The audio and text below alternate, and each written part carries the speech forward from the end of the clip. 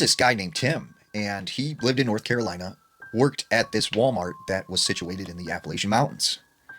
Now, Tim worked third shift, and he said at this Walmart specifically, a lot of strange things would happen at night. They would hear footsteps like running by them. They'd turn around, no one would be there.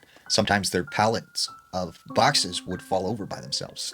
They would hear people talking with like a staticky voice over the intercom. But Tim says he remembers specifically there was this woman that he worked with, and she was this good employee who showed up on time and worked really hard. But he said one night she was stocking the shelves and something scared her. She came running into the break room, freaking out. And she claimed that when she was stocking the shelves, she sees a man at the end of the aisle. She said this man was wearing a black hat and some kind of like black cape, and he was just staring at her. And she said he then proceeded to run towards her, and she took off running all the way to the break room. So the manager tells everyone to stop what they're doing and search the store for this man in a hat and a cape. They look through the entire store, they do not find him. Now, at this time, the security cameras were not turned on. So the manager says, you know what, I'm going to keep the security cameras on to keep an eye on this employee and make sure this doesn't happen again. About a week later, she has the same like encounter, and she's totally freaked out. So the manager then goes to the security cameras, and when he looks at it, he sees this employee in the aisle, and it's like she notices someone's there, and she takes off running. But he can't see this other guy. So at the time, like the manager thought, she's probably like on something or losing her mind. Until one of the floor guys at night, who was this, level-headed guy, doesn't tell stories, goes to the manager and says, hey, I seen this weird guy with a hat and a cape, and I rode past him on the floor machine, and when I turned, he was gone. And I kind of looked for him around the store. I couldn't find him.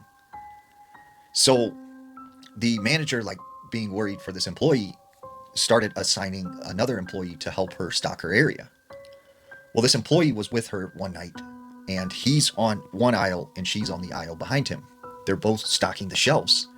When this employee hears her scream, he goes around the aisle to the other side. She's gone. He starts yelling her name, looking around. He can't find her. So then he goes and tells the manager. Well, the manager, he thinks, let's see if her car's still here. Maybe she like quit and left. So they go out to the parking lot. Her vehicle was still there. So he goes back. He checks the security cameras. And to his surprise, he does not see that woman employee or anything else that entire night. It was like she wasn't even there.